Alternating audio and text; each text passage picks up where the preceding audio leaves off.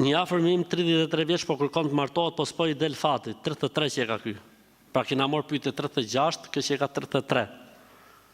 Ka kërkuar gjitha netot, po s'po gjen. Tani unë i thash, kur të vesh në Shqipëri, shko tek një hoxh të këndojnë, mos kanë bërë ndaj gjë. E ky kishte shkuar ke hoxha i kishte kënduar dhe i kishte thënë të therte një pul të zezë. Ky pas shku ke shejtani, nuk pas shku ke hoxha. Ai hoxh që thot theri pul të zezë është shejtan, insan. Drejt hoxhe. Ka shumë prej këtyre që hiqen si hoxhallar, po s'janë hoxhallar.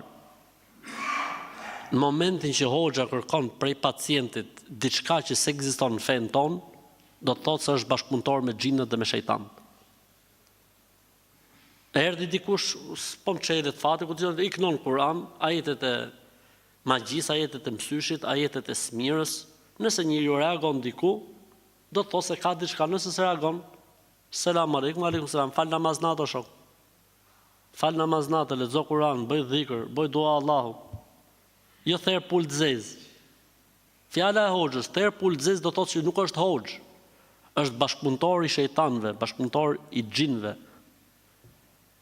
Prandaj larg këtyre njerëzve. Mirë është që këta me i denoncu.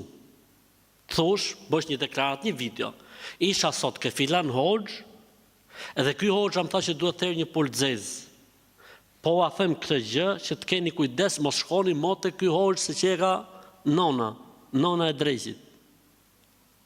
Këta njerëz duhen denoncuar. Çfarë ndodh me njerëzit? Ndodh kjo gjë e vuna në shpirt edhe i kanë, jo më jo duhet denoncuar. Kush është rasti? Cili është ai hoxh?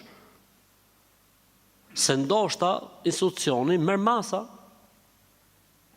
Po patën frikë Zotit dhe morin vesh një imam i thot njerëzve që thejnë pula të zeza, institucioni po pat frikë Zotin, me njëherë heq nga hoxhliku.